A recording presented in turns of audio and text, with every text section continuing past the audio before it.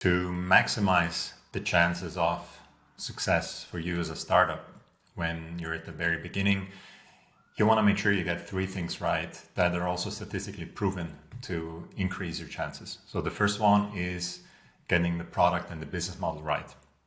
The second one is having control of your cash. And the third one is getting a good team on board that will help you to succeed.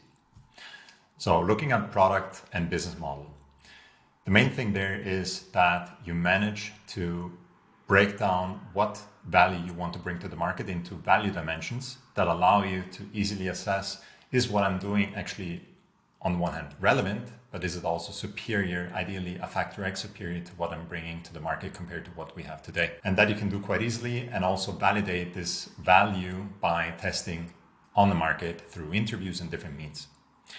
At the same time, you want to get the business model right. So you want to make sure that what you're doing is also profitable so that it has a future. It is a sustainable business model. And you also want to make sure that you understand the intricacies of the industry that you're working in. So for example, regulatory and legal aspects. So that's very important. Sustainable business model and getting to product market fit by doing quick tests and without yet building the product. Second aspect is cash. Cash is king. Why? Because if you run out of it, you run out of chances, out of iterations to try your product out and to make sure you get it right. So cash flow, very important.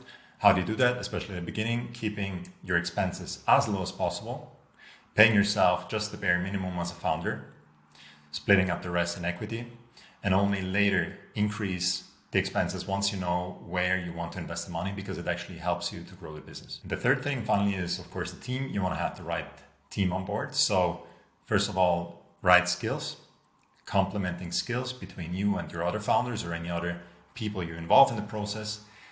Very much a strong motivation, meaning they're all aligned on what you want to achieve together, on your vision, and they're also very much convinced and they believe in the vision. So they believe that what you do is relevant and that keeps them going independent of the economic incentives. And finally, the economic incentives should be tied to the performance and to the achievement of goals.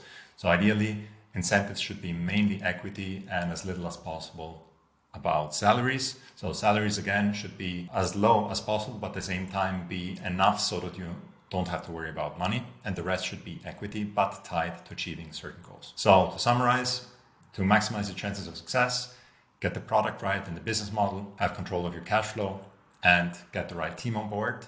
And I'm going to go into each of those aspects in a separate video where I'm going to go into more detail.